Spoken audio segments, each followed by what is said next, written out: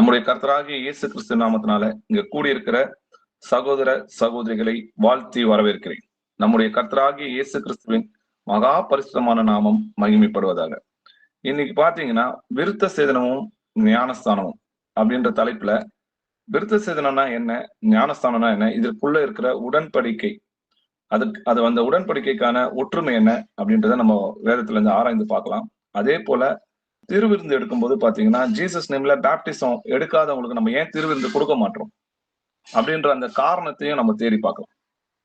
இப்போ விருத்த சேதனம்னா என்னன்னு பாத்தீங்கன்னா கர்த்தர் ஆபிரகாமுடன் பண்ணின உடன்படிக்கைக்கு அடையாளமா இருக்குது. அதற்கான பேசிக் வசனத்தை நம்ம வாசிக்கலாம்.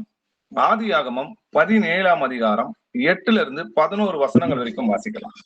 நீ பரதேசியாய் தங்கி வருகிற கானான் தேசம் முழுவதையும் உனக்கும் உனக்கு பின்வரும் உன் சந்ததிக்கும் நித்திய சுதந்திரமாக கொடுத்து நான் அவர்களுக்கு தேவனாய் இருப்பேன் என்றார். பின்னும் தேவன் ஆபிரகாமை நோக்கி, இப்பொழுது நீயும் உனக்கு பின் தலைமுறை தலைமுறையாக வரும் உன் சந்ததியும் என் உடன்படிக்கையை கை கொள்ளுங்கள். எனக்கும் உங்களுக்கும் உனக்கு பின்வரும் உன் சந்ததிக்கும் நடுவே உண்டாகிறதும் நீங்கள் கை கொள்ள வேண்டியதுமான என் உடன்படிக்கை என்னவென்றால், உங்களுக்குள் பிறக்கும் சகல ஆண் பிள்ளைகளும் விருத்த சேதனம் பண்ணப்பட வேண்டும். உங்கள் நுனித்தோலின் மாம்சத்தை விருத்த சேதனம் பண்ண கடவீர்கள். அது எனக்கும் உங்களுக்கும் உள்ள உடன்படிக்கைக்கு அடையாளமாய் இருக்கும். ஆமேன். ஆமேன். கர்த்தர் ஆபிரகாமை ஆசீர்வதிச்சு என்ன சொல்றாருன்னு பாத்தீங்கன்னா, கானான் தேசத்தையும் உனக்கும் உனக்கு பின்வரும் உன் சந்ததிக்கும் நித்திய சுதந்திரமாக கொடுப்பேன்னு சொல்லி கர்த்தர் வாக்குத்தத்தம் கொடுக்குறாரு. அதுக்கு நானும் நீயும் இப்ப நம்ம செய்ய போற உடன்படிக்கை அடையாளமா என்ன இருக்கணும்னு பாத்தீங்கன்னா, உனக்கும் உனக்கு பின் வரும் சந்ததிக்கு எல்லோருமே என்ன பண்ணணும்னா விருத்த சேதனம் பண்ணணும். உங்கள் நுனித்தோலில் மாம்சத்தை விருத்த சேதனம் பண்ண கடவீர்கள். அது எனக்கும் உங்களுக்கும் உள்ள உடன்படிக்கைக்கு அடையாளமா இருக்கும். அப்போ அது மாம்சத்துல ஒரு அடையாளமா கொடுக்கப்படுகிறத நம்ம பாக்குறோம். அந்த விருத்த சேதனம்ன்றது ஆபிரகாம் கர்த்தரோட செய்யற உடன்படிக்கைக்கு அடையாளமா இருக்கிறது.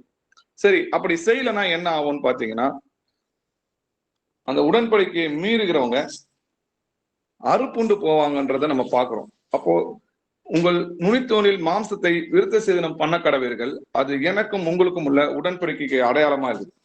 சரி, அப்போ உடன்படிக்கைக்கு அடையாளமா இருக்குதுன்றத நம்ம பாக்குறோம். அப்போ ஞானஸ்தானம் எப்படிப்பட்டது? அப்போ ஞானஸ்தானம் மாம்சத்துல குளிச்சுட்டு வருமா, தண்ணியில போய் முழுகிட்டு வருமா அப்படின்னு கேட்டீங்கன்னா இல்ல. அது தேவனோடு நாம் செய்யற உடன்படிக்கைக்கு அடையாளம். வாசிக்கலாம். 1 பேதுரு 3ஆம் அதிகாரம் 21வது வசனம் வாசிக்கலாம். அதற்கு ஒப்பனையான ஞானஸ்நானமானது மாம்ச அழுக்கை நீக்குதலா இராமல் தேவனை பற்றும் நல் மனசாட்சியின் உடன்படிக்கையாய் இருந்து இப்பொழுது நம்மையும் இயேசு கிறிஸ்துவனுடைய உயிர்த்தெழுதலினால் ரட்சிக்கிறது. ஆமேன். ஆமேன். ஞானஸ்தானமானது மாம்ச அழுக்கை நீக்கிறதாக இல்லாமல், தண்ணியில முழுகிட்டு வரும்போது அது மாம்ச அழுக்கை நீக்கிறதாக இல்லாம தேவனை பற்றும் நல் மனசாட்சியின் உடன்படிக்கைன்னு எழுதி. இப்போ தேவனை பற்றும் விசுவாசத்தோட அடுத்த கட்ட உடன்படிக்கை தான் ஞானஸ்தானம். நம்ம விசுவாசிக்கிறோம்னா நம்ம ஆண்டவரோட உடன்படிக்கை செய்யணும். ஆபிரகாம் தேவனை விசுவாசித்தான், அது நீதியாக எனப்படுது.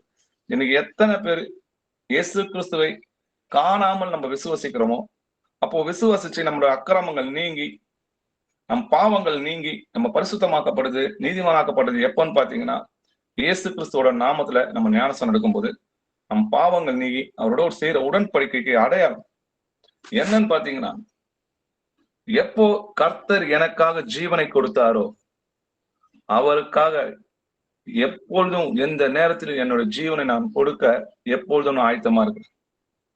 முடிவு பரியந்தம் மக்குள் நான் நிலைத்திருப்பேன். ஏசப்பா, எல்லா கற்பனைகளுக்கும் கட்டளைகளுக்கும் நான் கீழ்ப்படிவேன். அவரை தவிர எனக்கு யாரும் முதன்மையா இருக்கக்கூடாது.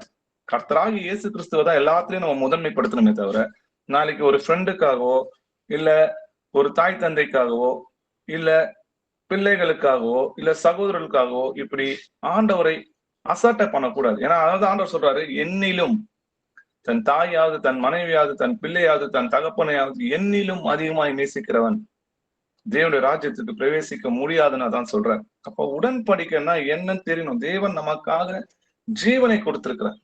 அந்த அறிவு கட்ட முடியாத அந்த அன்பை உணர்ந்து அவருக்காக எந்த சூழ்நிலையிலும் அவரோட இருப்பேன்னு செய்யறதுதான் உடன்படிக்கை. இப்போ ஞானஸ்தானம் எடுக்கும்போது நம்ம இதெல்லாம் இருதயத்துல நினைத்து விசுவாசிச்சு கீழ்ப்படிந்து அந்த அன்பை ருசிச்சு நம்ம எடுத்தோமா அப்படின்றத நம்ம ஆராய்ஞ்சு பார்க்கணும். அதே போல விருத்த சேதனம் கையால் செய்யப்பட்டது. இது கையால் செய்யப்படாத விருத்த சேதனம் சொல்லி வேதத்துல எழுதியிருக்கு. வாசிக்கலாம். கொலேசியர் 2ஆம் அதிகாரம் 11-12 வசனங்கள் வாசிக்கலாம். நீங்கள் கிறிஸ்துவை பற்றும் விருத்த சேதத்தினாலே மாமிசத்துக்குரிய பாவ சரீரத்தை களைந்து விட்டதினால் கையால் செய்யப்படாத விருத்த சேதனத்தை அவருக்குள் பெற்றீர்கள். ஞானஸ்தானத்திலே அவரோட கூட அடக்கம் பண்ணப்பட்டவர்களாகவும் அதிலே அவரை மரித்தோரிலிருந்து எழுப்பின தேவனுடைய செயலின் மேலுள்ள விசுவாசத்தினாலே அவரோட கூட எழுந்தவர்களாகவும் இருக்கிறீர்கள். ஆமேன். ஆமேன். நீங்கள் கிறிஸ்துவை பற்றும் விருத்த சேதத்தினாலே என்ன பண்ணீங்களாம்? மாம்சத்துக்குரிய பாவ சரீரத்தை கலைத்து விட்டதினால் கையால் செய்யப்படாத விருத்த சேதனத்தை அவருக்குள்ள பெற்றோம். அப்ப கையால் செய்யப்படாத விருத்த சேதனம் என்னன்னு பாத்தீங்கன்னா அடுத்த வசனம் சொல்லுது ஞானஸ்தானம். இப்போ ஞானஸ்தானத்திலே அவரோட கூட நம்ம என்ன பண்ணப்பட்டோம்? அடக்கம் பண்ணப்பட்டோம். இப்போ இந்த உலகத்துக்கு சிலுவையில் அறையப்பட்டு இந்த உலகத்துக்கும் நமக்கும் சம்பந்தம் இல்லை, நம்ம மறிச்சிட்டோம். பழைய மனுஷன் என்ன பண்ணான்? அவரோட கூட சிலுவையில அறையப்பட்டான். அப்போ சிலுவையில அறையப்பட்டு அவருக்குள்ளாக நம்ம என்ன பண்ணப்பட்டோம்? இந்த உலகத்துக்கு மறித்து அவரோட கூட தண்ணியில முழுகும் போது நம்மளை அடக்கம் பண்ணிட்டாங்க. திரும்பி எழுந்திருக்கும் போது மூச்சு விடுறோம் இல்லையா? எப்படி கர்த்தர் மரித்தோர்ல இருந்து உயிரோடு எழுந்தாரோ அதே போல நாமும் தேவனுக்கு என்று மரித்தோர்ல இருந்து உயிரோடு எழுந்திருக்கிறோம், பிழைத்திருக்கிறோம், கிறிஸ்துவுக்குள் பிழைத்திருக்கிறோம். வாழ்கிறது நான் அல்ல, கிறிஸ்துவே எனக்குள் வாழ்கிறார். அப்ப பழைய மனுஷன் மறித்து புது மனுஷனாகிய இயேசு கிறிஸ்துவை நம்ம என்ன பண்றோம்? தரித்திருக்கிறோம். இப்போ இந்த இடத்துல பாத்தீங்கன்னா கையால் செய்யப்படாத விருத்த சேதனம்னு சொல்லி ஞானஸ்தானத்தை சொல்றாரு. விருத்த சேதனம் மாம்சத்துக்கு ஒரு அடையாளம், ஞானஸ்தானன்றது ஆவிக்கு அடையாளம், பரிசுத்த ஆவியை பெற போறதுக்கான அடையாளம்ன்றதை நம்ம புரிஞ்சுக்கணும். இப்போ இன்னும் விருத்த சேதனத்துக்கும் ஞானஸ்தானத்துக்கும் என்ன வித்தியாசம் இருக்கு, என்ன ஒற்றுமை இருக்குன்றத பார்க்கலாம். ரோமர் 4ஆம் அதிகாரம் 3வது வசனம் வாசிக்கலாம். வேத வாக்கியம் என்ன சொல்லுகிறது? ஆபிரகாம் தேவனை விசுவாசித்தான், அது அவனுக்கு நீதியாக எண்ணப்பட்டது என்று சொல்லுகிறது. ஆமேன். வேத வாக்கியம் என்ன சொல்லுகிறது? ஆபிரகாம் தேவனை விசுவாசித்தான், அது அவனுக்கு நீதியாக எண்ணப்பட்டது. இன்னைக்கு எத்தனை பேரு இயேசு கிறிஸ்துவை சர்வ வல்லம் உள்ள தேவன் என்று விசுவாசிக்கிறோமோ அது அவர்களுக்கு நீதியாக எண்ணப்பட்டது. இயேசு கிறிஸ்துவை என்னன்னு விசுவாசிக்கணும்? கர்த்தர் என்று விசுவாசிக்கணும். இயேசு கிறிஸ்து தான். ஆனா கிறிஸ்துவாக வந்தது நம்முடைய தேவனாகிய கர்த்தர். அதை விசுவாசிக்கிற யாவரும் நீதிமானா இருக்கிறாங்க. நம்மளுடைய ரட்சிப்பு பாத்தீங்கன்னா கிரியையினால உண்டானது அல்ல, இது விசுவாசத்தினால் உண்டானது. கிருபையினால் உண்டுங்க. விசுவாசத்துக்கு உண்டு, கிருபையினால் நம்ம ரட்சிக்கப்பட்டோன்றத பாக்குறோம். சரி, அதே போல விருத்த சேதனத்துக்கு அடையாளமாக நம்ம அடைஞ்ச விசுவாசத்திற்கு நீதிக்கு அடையாளமாக விருத்த சேதனத்தை என்ன பண்ண மாட்டீங்கன்னா அடையாளமா பெற்றோம். மாம்சத்துல ஒரு அடையாளம் அவங்களுக்கு எதுக்கு கொடுக்கப்படுதுன்னா அவன் நீதிக்கு முத்திரையாக, அவன் விசுவாசிச்சது அவனுக்கு நீதியாக எண்ணப்பட்டது. அந்த நீதிக்கு முத்திரையாக அடையாளம் தான் விருத்த சேதனம். அதற்கான வசனங்களை வாசிக்கலாம். ரோமர் 4ஆம் அதிகாரம் 11-12 வசனங்கள் வாசிக்கலாம். மேலும் விருத்த சேதனம் இல்லாத காலத்தில் அவன் விசுவாசத்தினாலே அடைந்த நீதிக்கு முத்திரையாக விருத்த சேதனமாகிய அடையாளத்தை பெற்றான். விருத்த சேதனம் இல்லாதவர்களாய் விசுவாசிக்கிற யாவருக்கும் நீதி எண்ணப்படும் பொருட்டாக அவர்களுக்கு அவன் தகப்பனாய் இருக்கும்படிக்கும் விருத்த சேதனத்தை பெற்றவர்களாய் மாத்திரமல்ல, நம்முடைய தகப்பனாகிய ஆபிரகாம் விருத்த சேதனம் இல்லாத காலத்தில் அடைந்த விசுவாசமாகிய அடிச்சுவடுகளில் நடக்கிறவர்களாயும் இருக்கிறவர்களுக்கு தகப்பனாய் இருக்கும்படிக்கும் அந்த அடையாளத்தை பெற்றான். ஆமீன். ஆமீன். விருத்த சேதனம் இல்லாத காலத்தில் அவன் விசுவாசத்தினாலே அடைந்த நீதிக்கு முத்திரையாக என்ன பண்ணான்? விருத்த சேதன அடையாளத்தை பெற்றான். முதல் விருத்த சேதன அடையாளம் யாரால உண்டாச்சுன்னு பாத்தீங்கன்னா ஆபிரகாமாண்ட. நீதிக்கு முத்திரையாகிய விருத்த சேதனமாகிய அடையாளம்ன்றதை நம்ம வாசிக்கிறோம். அப்போ விருத்த சேதனம் எதுக்காக கொடுக்கப்பட்டதுன்னு பாத்தீங்கன்னா அவன் ஆபிரகாம் தேவனை விசுவாசித்தான், அது நீதியாக எண்ணப்பட்டதுக்கு. அப்படி அந்த விசுவாசத்துக்கு அடையாளமா ஆண்டவர் அவர் கூட செய்யற உடன்படிக்கைக்கு அடையாளம் தான் மாம்சத்துல அவங்களுக்கு விருத்த சேதனம் பண்ணப்பட்டது. எதனாலன்னு பாத்தீங்கன்னா விருத்த சேதனம் உள்ளவருக்கு இல்ல, விருத்த சேதனம் இல்லாத எல்லோருக்குமே அவன் தகப்பனா இருக்கும்படிக்கும் விசுவாசிகளாகிய அடிச்சுவடியில் நடக்கிற யாவருக்கும் தகப்பனா இருக்கும்படிக்கு அந்த அடையாளத்தை பெறும். அப்போ விசுவாசிக்கிற யாவரும் எப்படி இருக்கிறாங்கன்னா ஆபிரகாமோட சந்நிதியா இருக்கிறாங்க. மாம்சத்துல பிறக்கிறவங்க எல்லாம் ஆபிரகாமோட சந்நிதி கிடையாது. விசுவாசத்தில் பிறக்கிறவங்க தான் ஆபிரகாமோட சந்நிதி. அதை நம்ம தொடர்ந்து வாசிக்கலாம். இப்போ இதுல என்ன தெரிஞ்சுக்கணும்னு பாத்தீங்கன்னா, ஆபிரகாம் தேவனை விசுவாசித்தான், அது நீதியாக எண்ணப்பட்டது. அந்த நீதிக்கு முத்திரை தான் இங்க முக்கியமா கவனிக்க வேண்டியது என்ன பாத்தீங்கன்னா, முத்திரைன்னு எழுதிருக்கு. அந்த முத்திரை தான் விருத்த சேதனத்தின் அடையாளம். அடையாளம், முத்திரை, விருத்த சேதனம் என்ற 3 வார்த்தையும் இங்க குறிப்பிடப்பட்டிருக்கிறத நம்ம பாக்குறோம். அதே போல இயேசு கிறிஸ்துவை நம்ம விசுவாசிக்கிறோம். அப்போ அதுக்கு அடையாளமா நம்ம பரிசுத்த ஆவியை முத்திரையா பெற்றுக் கொள்கிறோம் இல்லையா? எப்படின்னு பாருங்க. எபேசியர் 1ஆம் அதிகாரம் 13வது வசனம் வாசிக்கலாம். நீங்களும் உங்கள் ரட்சிப்பின் சுவிசேஷமாகிய சத்திய வசனத்தை கேட்டு விசுவாசிகள் ஆனபோது வாக்குத்தத்தம் பண்ணப்பட்ட பரிசுத்த ஆவியால் அவருக்குள் முத்திரை போடப்பட்டீர்கள். ஆமீன். ஆமீன். அப்போ விசுவாசிகளான போது என்ன, எப்போ எந்த விசுவாசம் ஆன போது? நீங்களும் உங்கள் ரட்சிப்பின் சுவிசேஷமாகிய சத்திய வசனத்தை கேட்டு விசுவாசிகளான போது. தேவன் நமக்காக மனிதனாய் பிறந்தார். இவர் என்றென்றைக்கும் ஸ்தோத்திரிக்கப்பட்ட சர்வத்திற்கும் மேலான தேவன். முதலாம் மனுஷன் மண்ணால் உண்டானவன், 2ஆம் மனுஷன் வானத்திலிருந்து இறங்கி வந்த கர்த்தர். நம்முடைய கர்த்தர் யூத கோத்திரத்தில் தோன்றினார் என்று பிரசித்தமாயிருக்கு.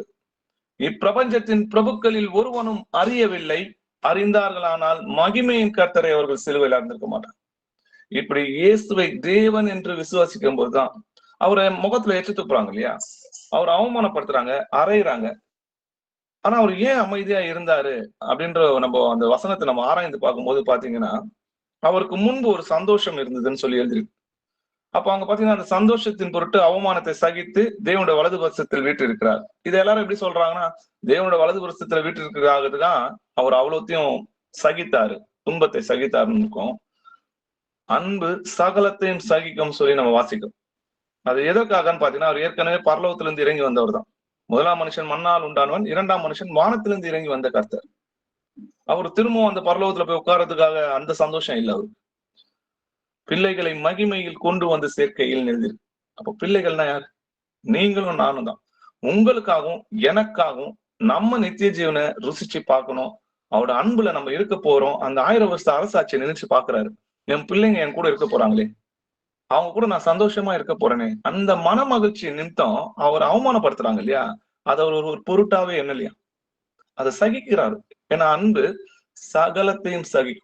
நம் மீது கொண்ட அந்த அன்பு அவர் அவமானப்படுத்தும் போது கூட அது என்ன பண்ண முடியல, அது அவருக்கு பெருசா என்ன முடியுது. அப்போ இப்படிப்பட்ட விபரீதங்களை சகித்து அவரையே நினைத்துக் கொள்ளுங்கள்னு எழுதிருக்குது. அப்போ நமக்கு நிறைய போராட்டம்லாம் இருக்கு இல்லையா? நிறைய பேர் அவமானப்படுத்துவாங்க, சில பேர் நம்மளை நிந்திப்பாங்க, பரியாசம் பண்ணுவாங்க.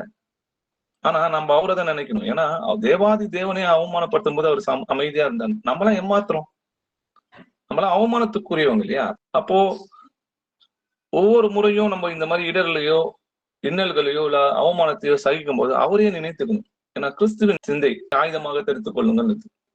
அப்போ அந்த சிந்தை தான் நமக்கு இருக்கணும். இயேசு கிறிஸ்துவ நான் பார்க்க போறேன், எங்க அப்பாவை நான் பார்க்க போறேன், அவருக்கு முகமுகமாய் நான் பார்க்க போறேன் என்று அவர் ராஜ்யத்துல இருக்க போறேன். அதனால நீ என்ன வேணா சொல்லிட்டு போ, கர்த்தராக இயேசு கிறிஸ்துக்குள் நான் உன்னை மன்னிக்கிறேன். எபேசியர் 4ஆம் அதிகாரம் 30வது வசனம் வாசிக்கலாம். அன்றியும் நீங்கள் மீட்கப்படும் நாளுக்கென்று முத்திரையாக பெற்ற தேவனுடைய பரிசுத்த ஆவியை துக்கப்படுத்தாதிருங்கள். ஆமென்.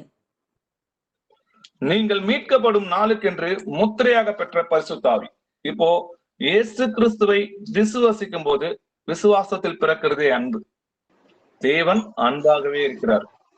அப்போ அந்த அன்பு தான் இன்னைக்கு என்ன இருக்கு, பரிசுத்த ஆவியானவரை நமக்குள்ள வாசம் செய்யறாருன்றதை நம்ம பார்க்கிறோம். அப்போ விசுவாசத்திற்கு அடையாளமா நம்ம ஞானஸ்தானம் எடுக்கும்போது என்ன நடக்குதுன்னு பாத்தீங்கன்னா, பரிசுத்த ஆவியை பெறுவோம். வாசிக்கலாம்.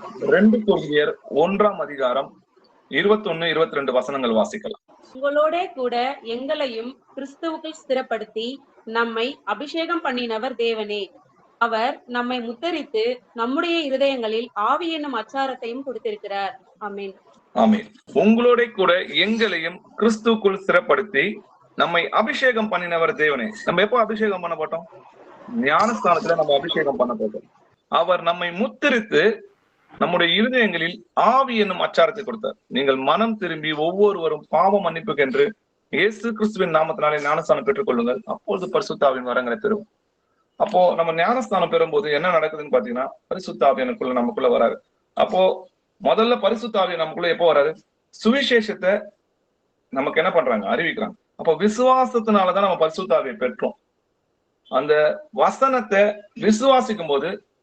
விசுவாசிக்கும் போது அந்த வசனம் நம்ம இருதயங்களை கிரியை செய்து, அப்போ கிரியை செய்யும் போது பரிசுத்த ஆவியானவருக்குள் நம்ம முத்திரப்பட்டோம். ஏன்னா திரும்பவும் வாசிக்கலாம், எபேசியர் 1:13 நீங்களும் உங்கள் ரட்சிப்பின் சுவிசேஷமாகிய சத்திய வசனத்தை கேட்டு விசுவாசிகள் ஆன போது வாக்குத்தத்தம் பண்ணப்பட்ட பரிசுத்த ஆவியால் அவருக்குள் முத்திரை போடப்பட்டீர்கள். ஆமேன்.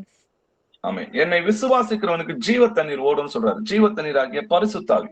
அப்போ விசுவாசத்தினாலதான் நம்ம என்ன பண்ணோம்? பரிசுத்த ஆவியை பெற்றோம். சரி, அப்போ பரிசுத்த ஆவியை பெற்று என்ன ஞானஸ்தானம் எடுக்காம இருக்கலாம் இல்லையா அப்படின்னு கேட்டீங்கன்னா, ஆவி இல்லாத சரீரம் செத்ததா இருக்குது போல கிரியை இல்லாத விசுவாசமும் செத்ததா இருக்கு. இப்ப நம்ம என்ன பண்ணணும்? அப்போஸ்தலர் 2:38 வாசிக்கலாம். பேதுரு அவர்களை நோக்கி, நீங்கள் மனம் திரும்பி ஒவ்வொருவரும் பாவ மன்னிப்புக்கென்று இயேசு கிறிஸ்துவின் நாமத்தினாலே ஞானஸ்நானம் பெற்றுக் கொள்ளுங்கள், அப்பொழுது பரிசுத்த ஆவியின் வரத்தை பெறுவீர்கள். ஆமென். நீங்கள் மனம் திரும்பி, முதல்ல நம்ம என்ன பண்ணோம்? பாவம் அறிக்கை செய்யணும். முதல்ல நம்ம செஞ்சது நம்ம அநியாயக்காரன், நம்ம அக்கிரமக்காரன்றத அந்த பாவங்களை உணர்ந்து அந்த பாவங்கள்ல இருந்து மனம் திரும்பி பாவங்களை அறிக்கை பண்ணணும். நீங்கள் மனம் திரும்பி ஒவ்வொருவரும் பாவ மன்னிப்புக்கென்று இயேசு கிறிஸ்துவின் நாமத்தினாலே ஞானஸ்தானம் பெற்றுக் கொள்ளுங்கள், அப்பொழுது பரிசுத்த ஆவியின் வரத்தை பெறுவீங்க. இப்போ ஞானஸ்தானத்துல என்ன நடக்குது?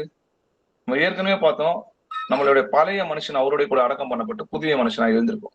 அப்போ நம்ம நீதிமானாக்கப்பட்டோம், பரிசுத்தமாக்கப்பட்டோம். அப்போ இயேசு கிறிஸ்துவோட நாமத்தினால் கழுவப்பட்டோம், பரிசுத்தமாக்கப்பட்டோம், நீதிமானாக்கப்பட்டோம். அப்ப நம்மளுடைய பாவங்கள் எந்த நாமத்துல மன்னிக்கப்படுகிறது? இயேசு கிறிஸ்து என்ற மகா பரிசுத்தமான நாமத்துலதான் நமக்கு மன்னிக்கப்படுது. அவருடைய நாமமே அல்லாமல் வேறொரு நாமம் நமக்கு ரட்சிப்புக்கு கட்டளையிடப்பட இல்லைன்னு சொல்லி வேதத்துல எழுதியிருக்கு. சரி, இது போல பரிசுத்த ஆவியை பெற்ற பிறகு ஞானஸ்தானம் எடுத்திருக்கிறத பைபிள் எங்கன்னா இருக்கா? எவ்வளவு முக்கியமானது இந்த ஞானஸ்தானம் அப்படின்றத நம்ம பார்க்கலாம். எப்படி பேழையில அவங்க இந்த ஜலப்பிரளயத்துல காக்கப்பட்டாங்களோ, எப்படி எகிப்துல அந்த எகிப்தியர் இஸ்ரவேல் ஜனங்களை துரத்திட்டு வரும்போது கர்த்தர் செங்கடலை பிரித்து அவர்களை காப்பாத்தினாரோ, இதெல்லாம் ஆண்டவர் பாத்தீங்கன்னா ஞானஸ்தானத்துக்கு ஒப்பிடுகிறார். அப்போ அங்க ரட்சிக்கிறார். இந்த வெள்ளத்துல இருந்து அந்த பேழைக்குள்ள இருந்தவங்க காக்கப்பட்டாங்க. அதே போல செங்கடலை பிரிச்சு கர்த்தர் என்ன பண்ற? தன்னுடைய ஜனங்களை காப்பாத்தி எகிப்தின் சேனையை ஒரு திரியை அணைக்கிறது போல அணைச்சார், முழுக செய்தார்னு சொல்லி எழுதி. அப்போ அங்க என்ன பாத்தீங்கன்னா ரட்சிப்பு நடக்கிறத பாக்குறோம். நிறைய பேர் என்ன சொல்லுவாங்கன்னு பாத்தீங்கன்னா, இப்போ அநேக கள்ள போதகங்கள் பெருகி வருது. நம்ம பரிசுத்த ஆவி பெற்றோம், ஆனால் ஞானஸ்தானம் எடுக்கக்கூடாது, ஞானஸ்தானத்தை பரியாசம் பண்ணிட்டு இருக்கிறத பார்க்கலாம். ஆனா ஞானஸ்தானம்ன்றது நல் மனசாட்சியின் உடன்படிக்கை. இப்போ நம்ம ஞானஸ்தானம் எடுக்காம தேவனுடைய ராஜ்யத்துக்கு போக முடியாது. சரி, இந்த மாதிரி பரிசுத்த ஆவியை பெற்ற பிறகும் ஞானஸ்தானம் எடுத்தாங்களா? அதுக்கான வசனம் இருக்கா அப்படின்றத நம்ம ஆராய்ந்து பார்க்கலாம். அப்போஸ்தலர் 10:43-48 வசனங்கள் வரைக்கும் வாசிக்கலாம். அவரை விசுவாசிக்கிறவன் எவனோ அவன் அவருடைய நாமத்தினாலே பாவ மன்னிப்பை பெறுவான் என்று தீர்க்கதரிசிகள் எல்லாரும் அவரை குறித்தே சாட்சி கொடுக்கிறார்கள் என்றான். இந்த வார்த்தைகளை பேதுரு பேசிக் கொண்டிருக்கையில் வசனத்தை கேட்டவர்கள் யாவர் மேலும் பரிசுத்த ஆவியானவர் இறங்கினார்.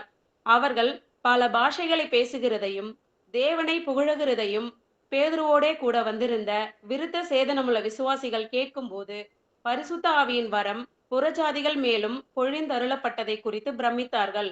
அப்பொழுது பேதுரு, நம்மை போல பரிசுத்த ஆவியை பெற்ற இவர்களும் ஞானஸ்நானம் பெறாதபடிக்கு எவனாகிலும் தண்ணீரை விலக்கலாமா என்று சொல்லி கர்த்தருடைய நாமத்தினாலே அவர்களுக்கு ஞானஸ்நானம் கொடுக்கும்படி கட்டளையிட்டான். அப்பொழுது சில நாள் அங்கே தங்கும்படி அவனை வேண்டிக் கொண்டார்கள். ஆமென். ஆமென். இங்க என்ன நடக்குதுன்னு பாத்தீங்கன்னா, கொர்னலியோ அப்படின்ற ஒரு 100க்கு அதிபதி புறஜாதியா இருக்கார். அவர் என்ன பண்றாரு? தான தர்மங்கள்லாம் செஞ்சுட்டு இருக்கும்போது கர்த்தர் அவங்களுக்கு சுவிசேஷத்தை அனுப்புறாரு. அப்போ பேதுரு மூலமா என்ன கிடக்குதுன்னு பாத்தீங்கன்னா, சத்திய வசனமாகிய ரட்சிப்பின் வசனமாகிய அவங்க கேட்கிறாங்க. என்னன்னு பாருங்க, அவருடைய நாமத்தினாலே, அவருடைய யாரு? இயேசு கிறிஸ்துவோடைய நாமத்தினாலே பாவ மன்னிப்பை பெறுவார்கள் என்று தீர்க்கதரிசிகள் எல்லோரும் அவரை குறித்து சாட்சி கொடுத்திருக்கிறாங்கன்னு சொல்லி பிரசங்கம் பண்றாரு. அப்படி பிரசங்கம் பண்ணும்போது இந்த வார்த்தையை பேதுரு பேசிக் கொண்டிருக்கையில் வசனத்தை கேட்ட யாவர் மேலும் பரிசுத்த ஆவியானவர் வந்து இறங்குகிறார். அவங்க என்ன பண்றாங்க? பல பாஷைகளை பேசுகிறதும் தேவனை புகழுகிறதும். அப்போ பேதுருவோட கூட வந்திருந்த யூதர்கள் என்ன பண்றாங்க? பிரமித்து போறாங்க. ஏன்னா ரட்சிப்பு யூதர்களுக்கு மட்டும்தான் அவங்க நினைச்சிருந்தாங்க இல்லையா? அப்போ பேதுரு என்ன பண்றாரு பாருங்க, நம்மை போல பரிசுத்த ஆவியை பெற்ற இவர்களுக்கு தண்ணீரை விலக்கலாமா என்று சொல்லி கர்த்தருடைய நாமத்தினாலே அவர்களுக்கு ஞானஸ்தானம் கொடுத்தாங்க. கர்த்தருடைய நாமம் என்னது? இயேசு கிறிஸ்துவின் நாமத்தினாலே அங்க ஞானஸ்தானம் கொடுக்குறாங்க. அப்ப பரிசுத்த ஆவியை பெற்றுட்டாங்க, அதனால ஞானஸ்தானம் எடுக்க வேணாம்னு சொன்னாங்களா? அப்ப ஞானஸ்தானம்ன்றது நல் மனசாட்சியின் உடன்படிக்கை. நம்ம விசுவாசிக்கிறோம், பரிசுத்த ஆவியை பெறுறோம், அதுக்கு அடையாளம் தான் ஞானஸ்தானம். உடன்படிக்கை ஞானஸ்தானம், அடையாளம் முத்திரைன்றது பரிசுத்த ஆவியானவரா இருக்கு. அது மாம்சத்துக்கு அடையாளம் விருத்த சேதனம், அது மாம்சத்துல செய்யப்பட்டது.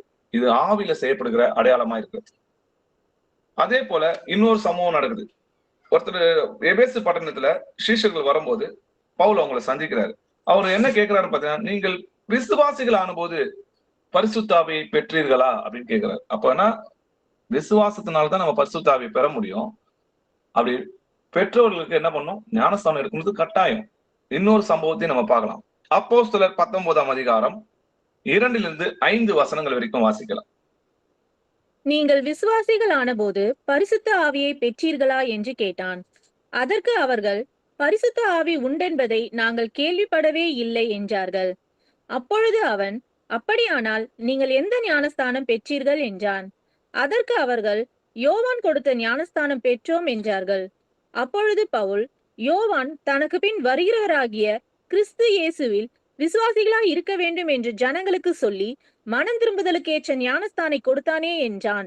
அதை கேட்டபோது அவர்கள் கர்த்தராகிய இயேசுவின் நாமத்தினாலே ஞானஸ்தானம் பெற்றார்கள். ஆமேன். ஆமேன். நீங்கள் விசுவாசிகளான போது பரிசுத்த ஆவியை பெற்றீர்களா என்று கேட்டான். அதற்கு அவர்கள், பரிசுத்த ஆவி ஒன்று இருக்குதே, நாங்க கேள்விப்படல அப்படின்னு சொல்லும் போது, அப்ப பவுல் கேட்கிற கேள்வியை பாருங்க, அப்படியானால் நீங்கள் எந்த ஞானஸ்தானம் பெற்றீர்கள்?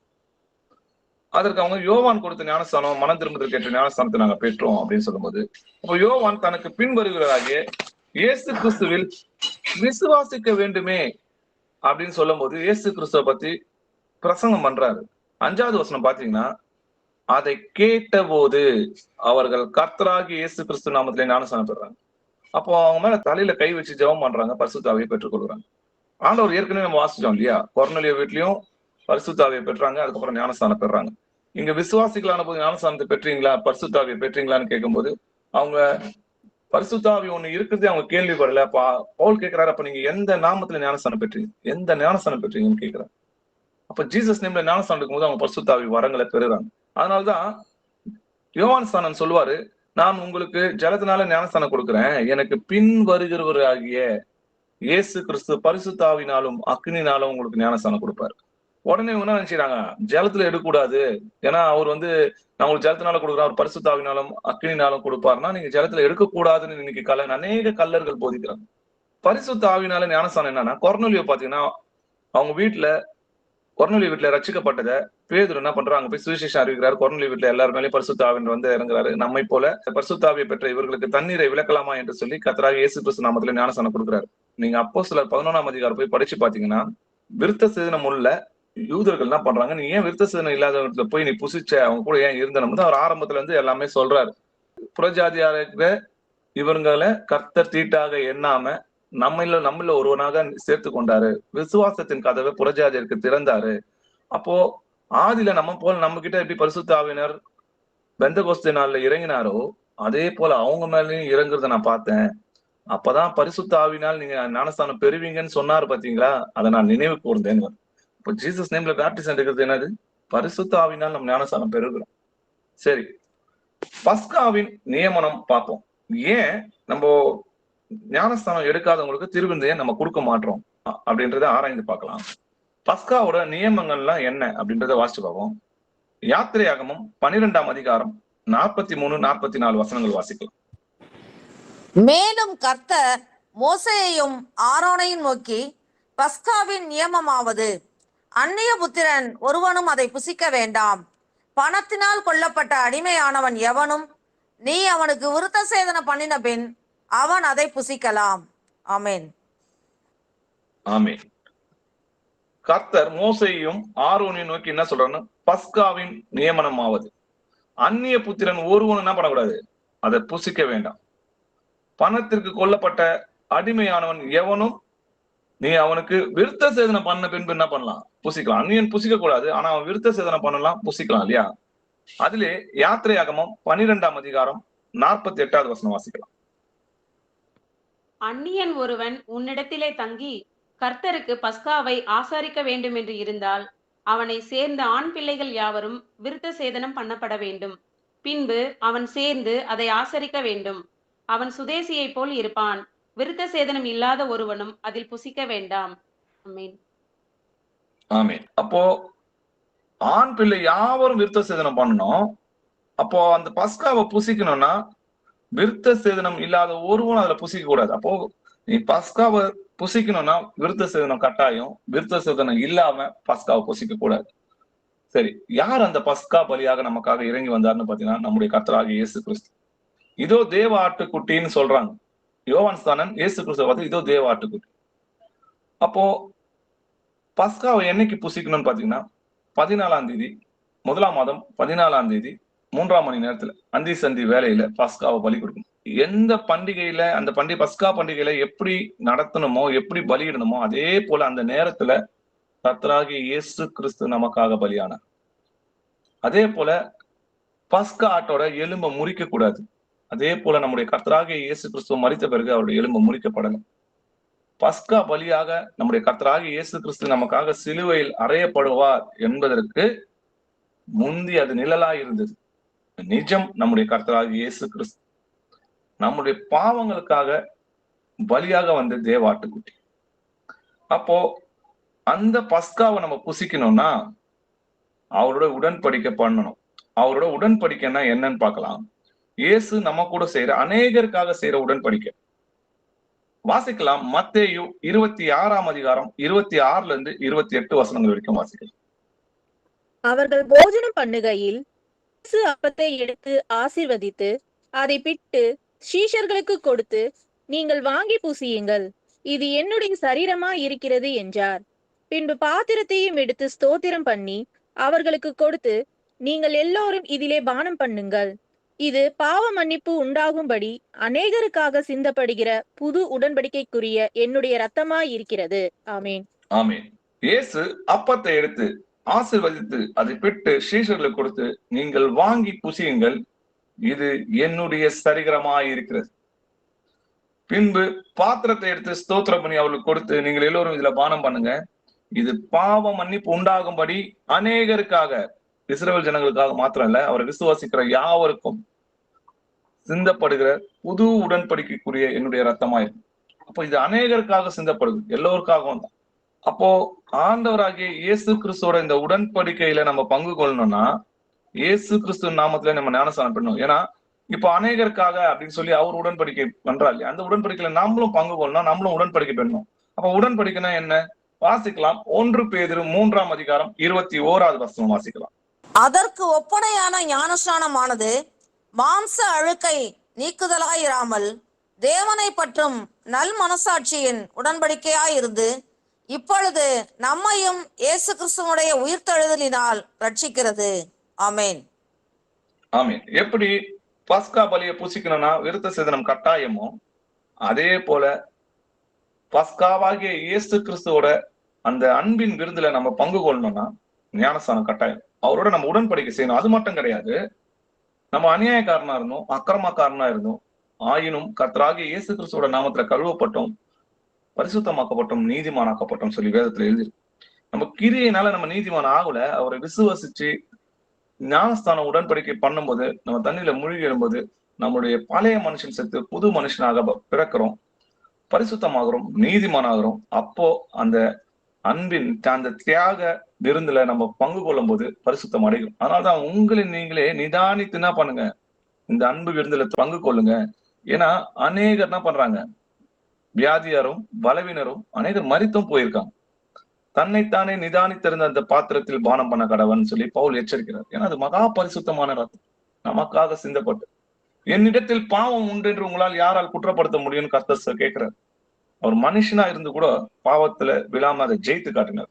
இதோ உலகத்தை ஜெயித்து அவரு பரிசுத்தமா வாழ்ந்து நமக்காக தான் என்ன பண்ணாரு, சிலுவையில் அறையப்பட்டார்.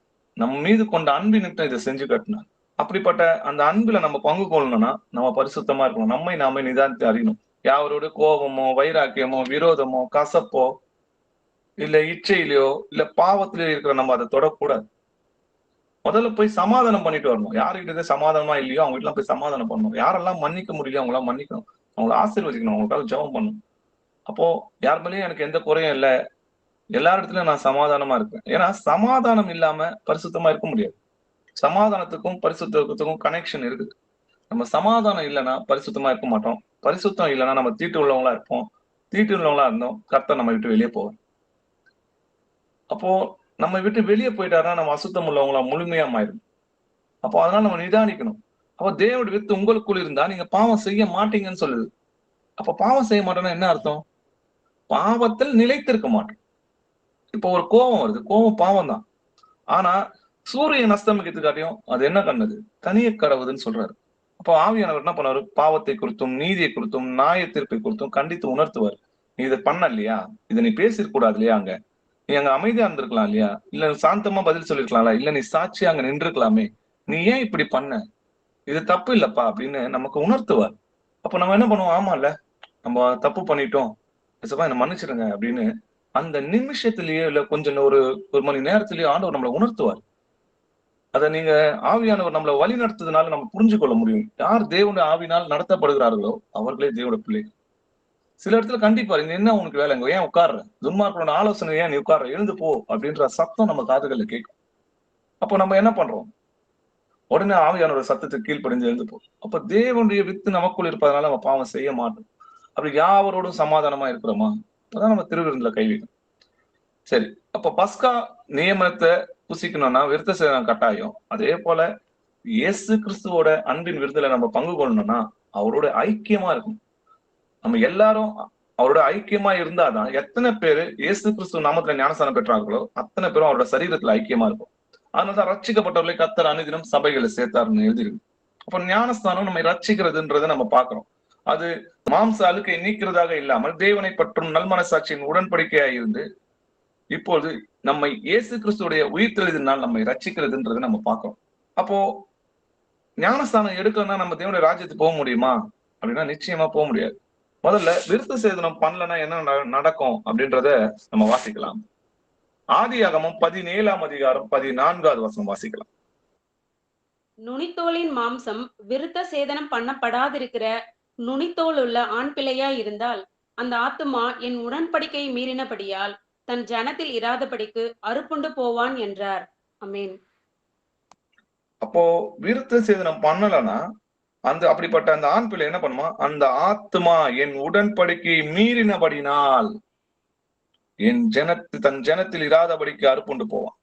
அப்போ விருத்த சேதனம் பண்ணலன்னா என்ன அர்த்தம், அந்த ஆத்மா என் உடன்படிக்கை மீறினபடினால். இது மாதிரி யாராவது உடன்படிக்கை மீறினாங்கன்னா பாத்தீங்கன்னா ஆதாம் என் உடன்படிக்கை மீறினானது, அதனாலதான் மரணம் உண்டாச்சு. அதே தவறதான் விருத்த சேதனம் பண்ணலன்னா அறுப்புண்டு போவாங்கன்னு நம்ம வாசிக்கிறோம். அதே போல ஞானஸ்தானம் நம்ம எடுக்கலன்னா நம்ம என்ன பண்ண முடியாது, தேவனுடைய ராஜ்யத்துக்கு போக முடியாது. வாசிக்கலாம்.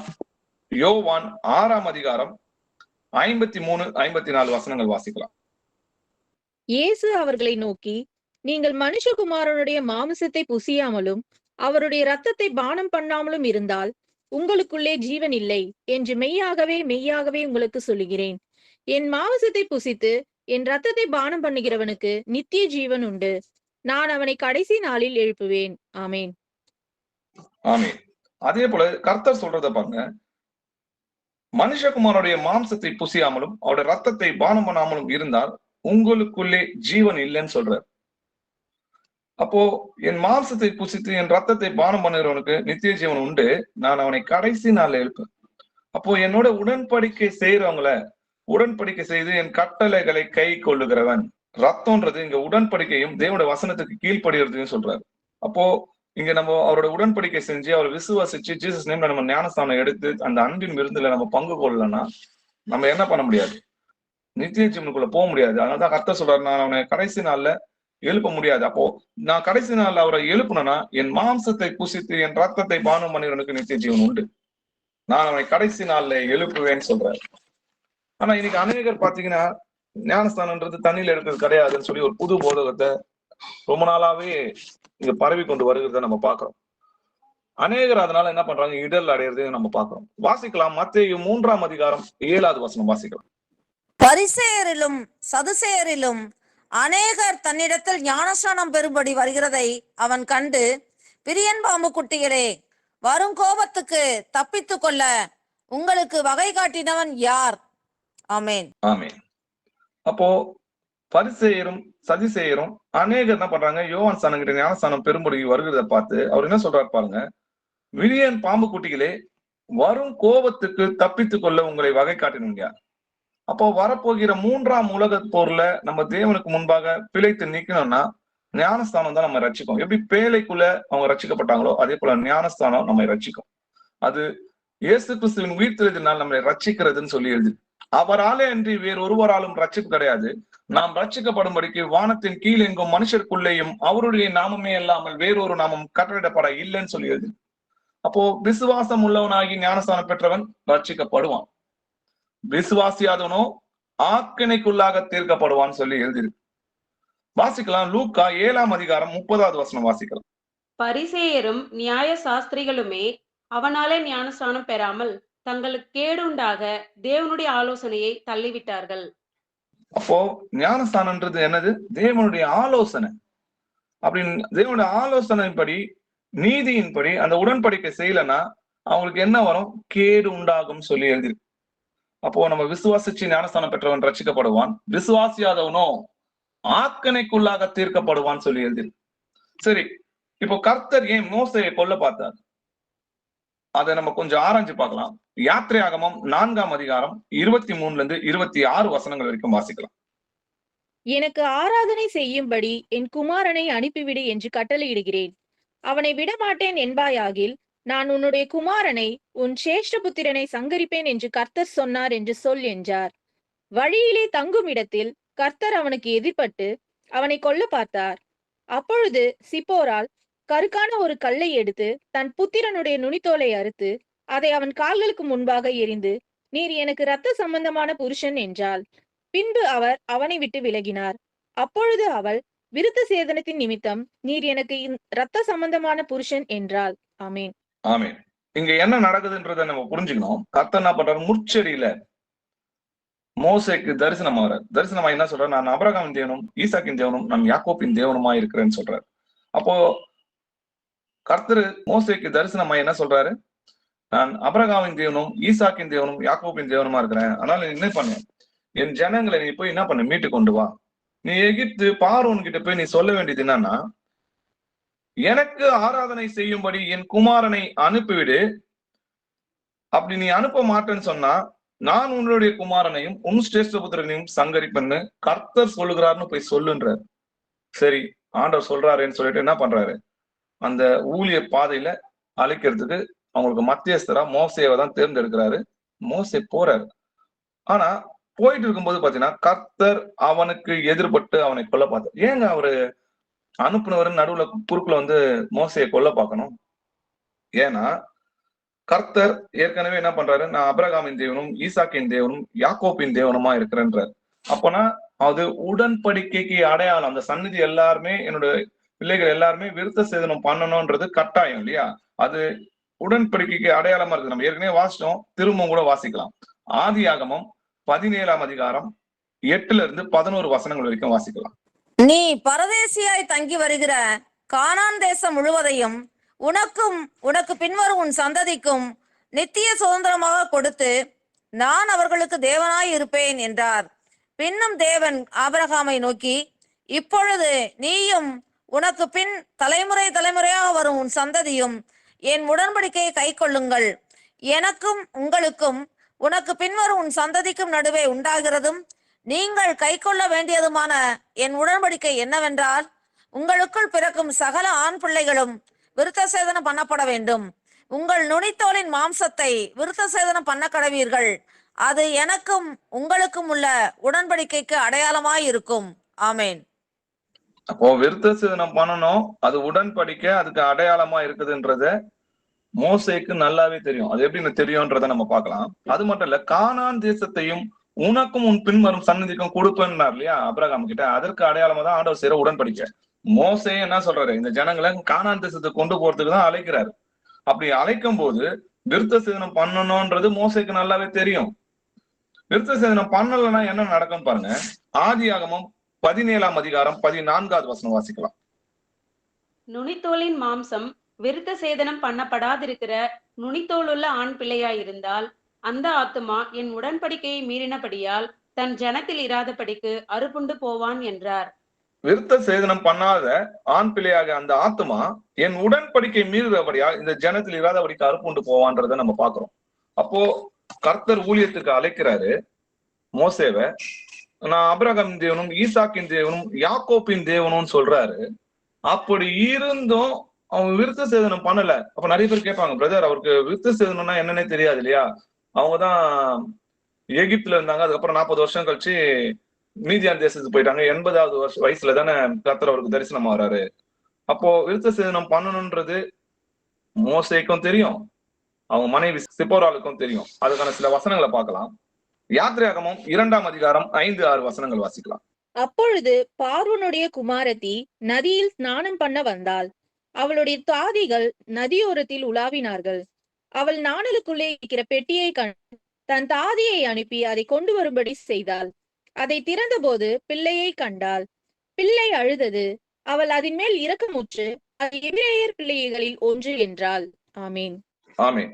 அப்போ பார்வோனோட குமாரத்தி நதியில இருந்து எடுத்து பார்த்தோன்னையும் மோசே குழந்தையா இருக்கும்போது பார்த்தோன்னே என்ன சொல்றாங்க, இது எபிரேயர் பிள்ளைகளில் ஒன்று. எதனாலன்னு பாத்தீங்கன்னா மோசேக்கு விருத்த சேதனம் பண்ணப்பட்டது.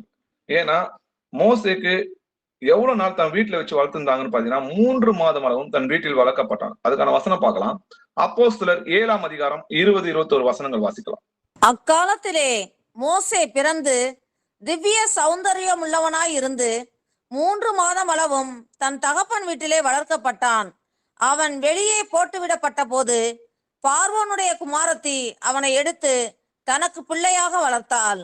ஆமேன். அப்போ 3 மாசம் அளவும் வீட்டுல வச்சு வளர்த்துருக்காங்க. அதுக்கு அப்புறமா தான் அவங்க என்ன பண்றாங்க, அந்த ஆத்துல விடுறாங்க. அங்க இருந்துதான் பார்வோன் குமாரத்தி எடுத்து என்ன பண்றாங்க, இது எபிரேய பிள்ளைகளில் ஒன்று. ஏன்னா விருத்த சேதனம் 8ஆம் நாளில் விருத்த சேதனம் பண்ணணுன்றது நம்ம எல்லாருக்குமே தெரியும். அப்போ மோசேக்கும் விருத்த சேதனம் பண்ணிருக்காங்க. ஏன்னா அவர் லேவியரோட வம்சம், நிச்சயமா அவருக்கு விருத்த சேதனம் பண்ணிருக்காங்க. அப்போ அது அவங்க மனைவிக்கும் தெரிஞ்சிருக்கும் இல்லையா? அப்போ கர்த்தர் அவருக்கு தரிசனம் ஆகும்போது என்ன சொல்றாருன்னா, நான் ஆபிரகாமின் தேவனும் ஈசாக்கின் தேவனும் யாக்கோப்பின் தேவனும் சொல்லிட்டு அந்த உடன்படிக்கையும் நினைவூட்டுவார். அப்படி இருந்தும் கர்த்தர் எச்சரித்து இருந்தோம் அதை பண்ணாம, முதல்ல தன்னோட பிள்ளைகளுக்கு பண்ணாம அவங்கள வழி நடத்துறதுக்கு போனதுனால கர்த்தர் பாத்தீங்கன்னா அவரை வழியில கொல்ல பாக்குறாரு. இத அறிந்த சிப்போரால் என்ன பண்றாங்கன்னா, கருக்கான ஒரு கல்லை எடுத்து தன் புத்தினுடைய நுனித்தோலை அறுத்து அந்த அவங்க காலுக்கு முன்னாடி எரிஞ்சு போடுறாங்க. அங்க ரத்த சிந்தல உண்டான கர்த்தர் என்ன பண்றாரு, மோசேயை மன்னித்து போறாரு. அப்போ முதல்ல நம்ம சுவிசேஷம் அறிவிக்கணும்னா முதல்ல நம்ம சுவிசேஷத்துக்கு நம்ம கீழ்ப்படியணும் இல்லையா? இயேசு கிறிஸ்து கூட பாத்தீங்கன்னா ஞானஸ்தானம் எடுக்க வராரு. அப்போ யோவான் என்ன சொல்றாரு, அப்போ இயேசு கிறிஸ்து என்ன பதில் அதுக்கு சொல்றாருன்னு நம்ம பார்க்கலாம். மத்தேயு 3ஆம் அதிகாரம் 13-15 வசனங்கள் வரைக்கும் வாசிக்கும்.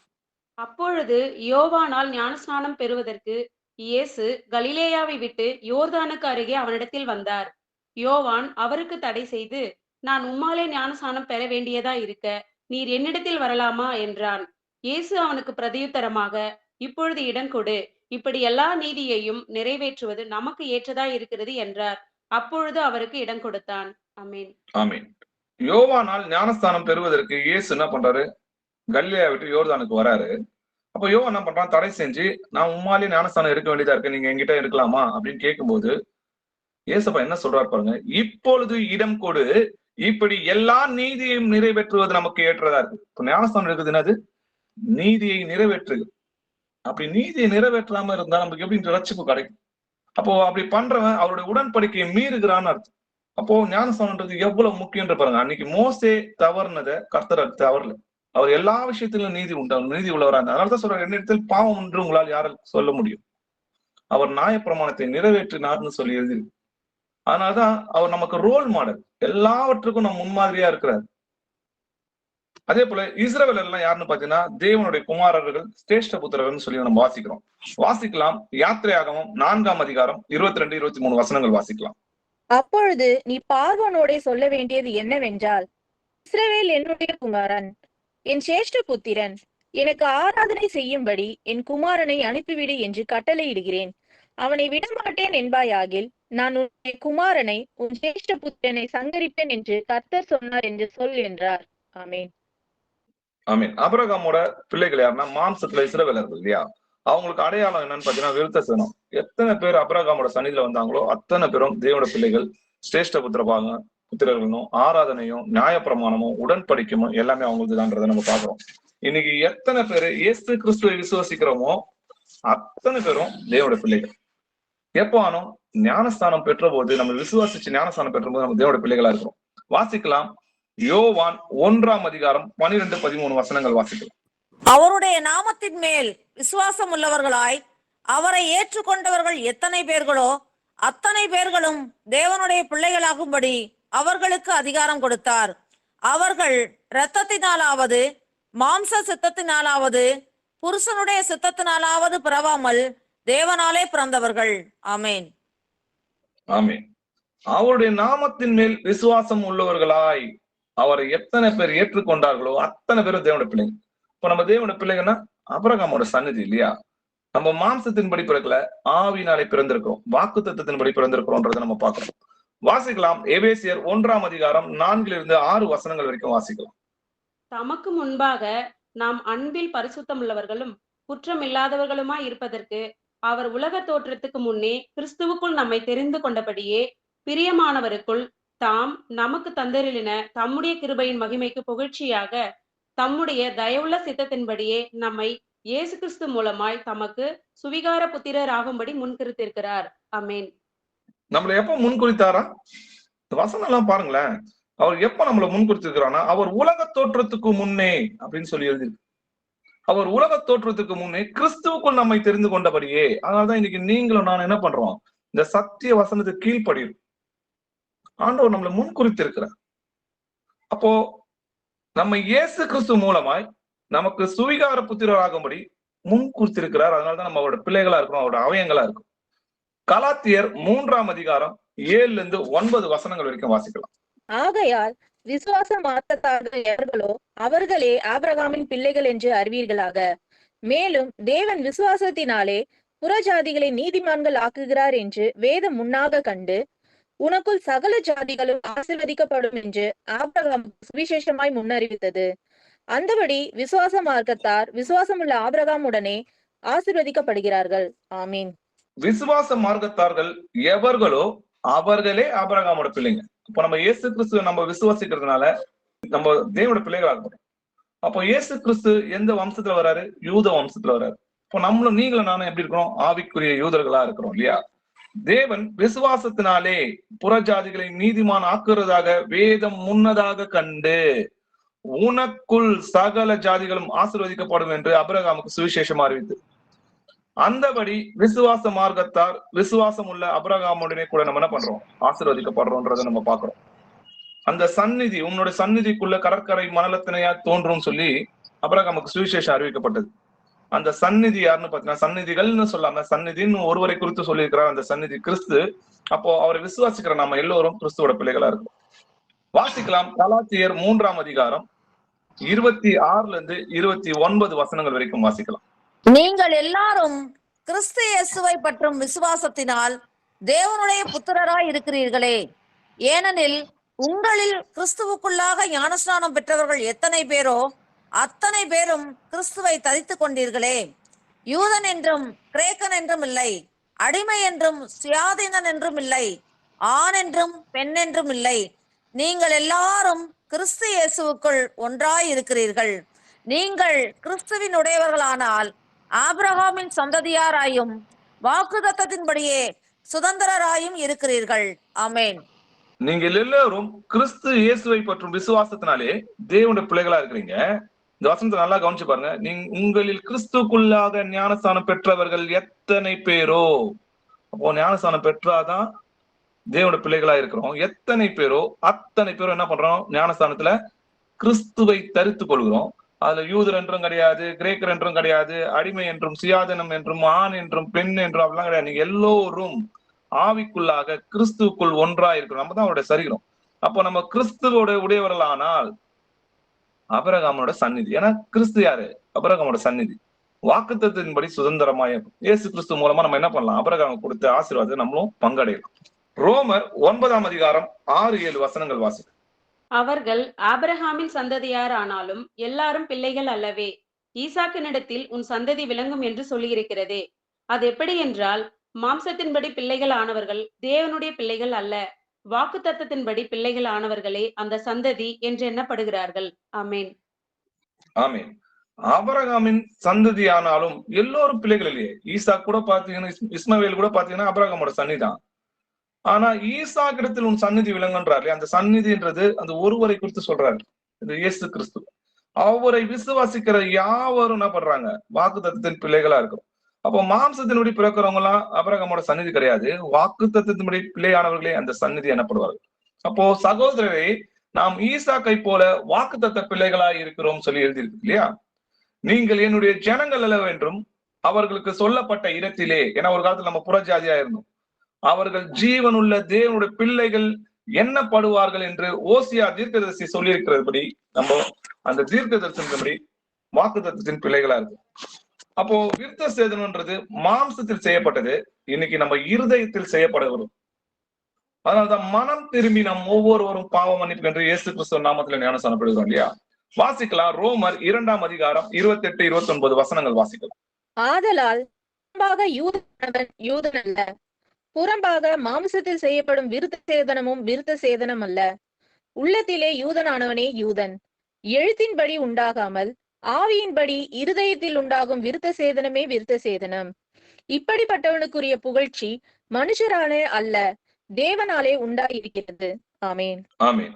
புறமான யூதனானவன் யூதன் அல்ல, புறமாக மாம்சத்தில் செய்யப்படும் விருத்த சேதனமும் விருத்த சேதனம் அல்ல.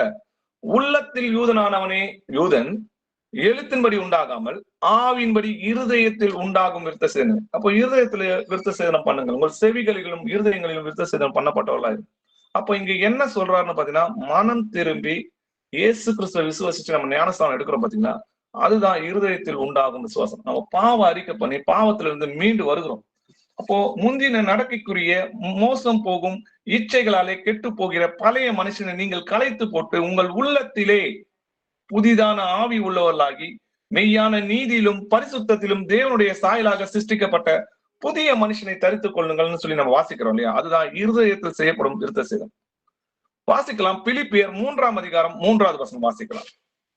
ஏனெனில் மாம்சத்தின் மேல் நம்பிக்கையா இராமல் ஆவியினாலே தேவனுக்கு ஆராதனை செய்து கிறிஸ்து இயேசுவுக்குள் மேன்மை பாராட்டுகிற நாமே விருத்த சேதனம் உள்ளவர்கள்.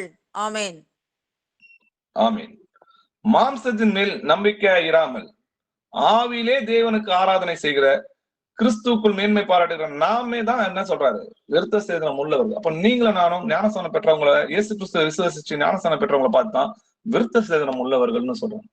அப்போ ஆவியிலே ஆராதனை செய்து, அப்போ தேவனுக்கு ஆவியில தான் நம்ம ஆராதனை செய்யறோம். மாம்சத்துல அந்த பலியெல்லாம் நம்ம செலுத்துறது ஜீவ பலியாக நம்மளே நாம என்ன பண்றோம்? ஒப்பு கொடுக்கிறோன்றதை நம்ம பாக்குறோம். தேவன் யூதருக்கு மாத்திரமா தேவன்? புறஜாதிக்கும் தேவன் அல்லவா? ஆம், புறஜாதிக்கும் அவர் தேவன் தான். விருத்த சேதனம் உள்ளவர்களை விசுவாசத்தினாலும் விருத்த சேதனம் இல்லாத புறஜாதியா இருக்கிற நம்மையும் விசுவாசத்தின் மூலமாக நீதிமானாக்குகிற தேவன் ஒருவரேன்னு சொல்லி நம்ம வாசிக்கலாம். எபேசியர் 3ஆம் அதிகாரம் 3வது வசனம் வாசிக்கலாம். அது என்னவெனில், புறஜாதிகள் சுவிசேஷத்தினால் உடன் சுதந்திரருமாய் ஒரே சரீரத்திற்கு உள்ளானவர்களுமாய் கிறிஸ்துவுக்குள் அவர் பண்ணின வாக்குத்தத்தத்துக்கு உடன் பங்காளிகளுமாய் இருக்கிறார்கள் என்கிற இந்த ரகசியத்தை அவர் எனக்கு வெளிப்படுத்தி அறிவித்தார். ஆமேன். ஆமேன். அப்போ புறஜாதிகள் சுவிசேஷத்தினால் உண்டாகும் சுதந்திரம். 1000 வருஷ அரசாட்சியில இஸ்ரவேல் ஜனங்க மட்டும் கிடையாது, புறஜாதியாக நாமும் உடன் பங்காளியா இருக்க போறோம் அவங்க கூட. அந்த ரகசியத்தை அவர் என்ன பண்ணாரு? நமக்கு வெளிப்படுத்தி நீங்க சுவிசேஷம் அறிவிக்கிறல்ல. இப்ப எப்படி நம்ம ரட்சிக்கப்பட்டோமோ அதே போல இஸ்ரவேல் ஜனங்களும் ரட்சிக்கப்படுவாங்க. அப்போ எல்லாருமே தான் நம்ம என்ன பண்ணுவோம்? தேவனுடைய ராஜ்யத்துல இருக்க போறோம். அவர் எத்தனை பேர் விசுவாசிக்கிறார்களோ அத்தனை பேரும் ஆபிரகாமோட சந்நிதி தான். இதை எப்படி இந்த பாக்கியம் நம்மளுக்கு கிடைச்சதுன்னா, இயேசு கிறிஸ்து சிலுவையின் மரணத்துல ருசி பார்த்ததுனாலதான் நமக்கு இன்னைக்கு இந்த சுதந்திரம் நமக்கு உண்டாகுதுன்றதை நம்ம புரிஞ்சுக்கணும். இது சாதாரணமா நமக்கு கிடைக்கல.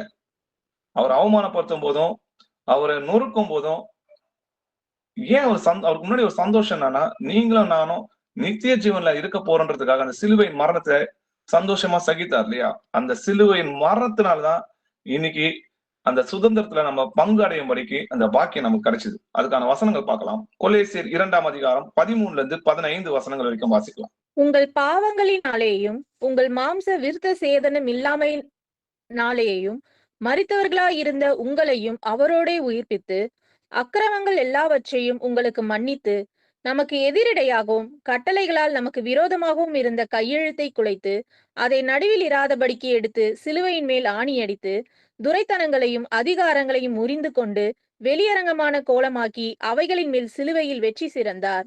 ஆமேன். ஆமேன். நம்ம எப்படி இருந்தோம்? உங்கள் பாவங்களினாலேயும் உங்கள் மாம்ச விருத்த சேதனம் இல்லாமையினாலேயும் மரித்தவர்களாயிருந்த உங்களை, நம்ம தேவனற்றவர்களா இருந்தோம், விக்கிரங்களை வணங்கி இருந்தோம், உடன்படிக்கைக்கு அந்நியரா இருந்தோம். ஆனா அப்படி இருந்தோம். அக்கிரமங்களிலும் பாவங்களிலும் இந்த நம்மை மரித்த நம்மை அவரோட கூட உயிர்ப்பித்து அக்கிரமங்கள் எல்லாவற்றையும் உங்களுக்கு மன்னித்து. அப்போ அக்கிரமங்கள் நம்மளுக்கு எப்படி மன்னிக்கப்படுது? இயேசு கிறிஸ்துடைய ரத்தம் நம்முடைய சகல பாவங்களை நீக்கி சுத்திகரி. ரத்தம் சிந்துதல் இல்லாம பாவ மன்னிப்பு கிடையாது. உங்களையும் என்னையும் நித்திய ஜீவனுக்கு கொண்டு வரணும்னா அவர் இந்த பாடுகளை சகிக்கும். நான் முழுக வேண்டிய ஒரு ஸ்தானம் இருக்குதுன்னு சொன்னார் இல்லையா? அது இதுதான், சிலுவையின் பாடுகள்.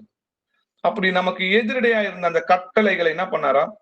குலைத்து நடுவில் இராதபடிக்கு எடுத்து சிலுவையின் மேல் ஆணி அடித்து துரைத்தனங்களையும் அதிகாரங்களையும் உரித்து கொண்டு வெளியரங்கமான கோலமாகி அவைகள் மேல் சிலுவையில் என்ன பண்ணாராம்? வெற்றி சிறந்தார்னு எழுதி. அப்போ சிலுவையின் மரணத்தின் மூலமா தான், அவருடைய பாடுகளால தான் நமக்கு கிருபை கிடைச்சது. அதனாலதான் உங்களுடைய கிருபையினால் நம்ம ரட்சிக்கப்படல, கிருபையினால் நம்ம ரட்சிக்கப்பட்டோம். அந்த விசுவாசத்தினாலே கிருபை கொண்டு நம்ம ரட்சிக்கப்பட்டோன்றதை நம்ம பார்க்கலாம். அது எத்தனை பேர் விசுவாசிக்கிறாங்களோ அத்தனை பேருக்கும் அந்த கிருபை கிரியை செய்யுது. வாசிக்கலாம். எபேசியர் 2ஆம் அதிகாரம் 11 13 வசனங்கள் வரைக்கும் வாசிக்கலாம். ஆனபடியினால் முன்னே மாம்சத்தின்படி புறஜாதியாராய் இருந்து மாம்சத்தில் கையினாலே செய்யப்படுகிற விருத்த சேதனம் உடையவர்களால் விருத்த சேதனம் இல்லாதவர்கள் எண்ணப்பட்ட நீங்கள் அக்காலத்திலே கிறிஸ்துவை சேராதவர்களும் இஸ்ரவேலுடைய காணி ஆட்சிக்கு புறம்பானவர்களும் வாக்குத்தத்தத்தின் உடன்படிக்கைகளுக்கு அந்நியரும் நம்பிக்கை இல்லாதவர்களும் இவ்வுலகத்தில் தேவனற்றவர்களுமாய் இருந்தீர்கள் என்று நினைத்து கொள்ளுங்கள். முன்னே தூரமாயிருந்த நீங்கள் இப்பொழுது கிறிஸ்து இயேசுவுக்குள் கிறிஸ்துவின் இரத்தத்தினாலே சமீபமானீர்கள். ஆமேன். ஆமேன். முன்னே மாம்சத்தின்படி நம்ம எப்படி இருந்தோம்? புறஜாதியாயிருந்து மாம்சத்தினால் கையினாலே செய்யப்படுகிற விருத்த சேதனம் உடையவர்களால், அதாவது யூதர்களால் நம்ம எப்படி இருந்தோம்? விருத்த சேதனம் இல்லாத எனப்பட்ட நீங்கள், அதாவது அவங்க உடன்படிக்கை உடையவர்கள், நம்ம உடன்படிக்கை அற்றவர்கள். அக்காலத்திலே இயேசு கிறிஸ்துவை சேராதவர்கள். நம்மளாம் யாருங்க? ஆண்டவருக்கு சத்துருகளா இருந்தோம். இஸ்ரவேலுடைய காணி ஆட்சிக்கு புறமா இருந்தோம். வாக்குத்தத்தங்களும் ஆராதனைகளும் நியாயப்பிரமாணங்களும் எல்லாமே அவங்களுக்கு தான். வாக்குத்தத்தத்தின் உடன்படிக்கைக்கு அந்நியரா இருந்தோம், நம்பிக்கை இல்லாதவர்களா இருந்தோம், இவ்வுலகத்துல தேவனற்றவர்களா இருந்தோம். ஆகினும் கர்த்தராகிய இயேசு கிறிஸ்து சிலுவையில் அறையப்பட்டதனால, அவர் ரத்தம் சிந்தனால, அவருடைய நம்முடைய பாவங்கள் அக்கிரமங்கள் எல்லாமே அவர் மன்னித்து நம்ம ஏற்றுக்கொண்டதுனால, இயேசு கிறிஸ்துவோட ரத்தத்தினாலதான் நம்ம என்ன பண்ணோம்? இன்னைக்கு அப்பா பிதாவேன்னு கூப்பிடுறதுக்கான அந்த சுதந்திரம் நமக்கு எப்ப வந்ததுன்னா, கிறிஸ்து நமக்காக சிலுவையில் அறையப்பட்டதுனால. அவர் மனிதனா உங்களை பிள்ளைகள் ஆக்கிக்கிறதுக்கு, உங்களையும் என்னையும் பிள்ளைகள் ஆக்கிக்கிறதுக்கு அவர் மனிதனா மாம்சத்துல வெளிப்பட்டு அடிமையின் சாயலாகி மனித ரூபமாய் காணப்பட்டு இத்தனை பாடுகளையும் சகித்தார். சும்மா சாதாரணமா நம்மள அந்த ரட்சிப்புக்குள்ள கொண்டு வரும். அதற்காக அவர் சிந்தினது மகா கிருபை. அப்படிப்பட்ட அந்த அன்பை ருசிக்கணும் இல்லையா? அறிவு கட்ட முடியாத அன்புன்னு எழுதிருக்கு. இப்ப அறிவு கட்ட முடியாத அந்த அன்பின் அகலம், ஆழம், உயரம், நீளம் என்னது என்று நம்ம தெரிஞ்சா மட்டும்தான் எந்த ஒரு சோதனையிலும் நம்ம கர்த்தருக்குள்ள நிலைத்திருப்போம். அந்த அன்பை நம்ம ருசித்து பார்க்கலன்னு வைங்க, நம்ம அதுல நிலைக்க முடியாது.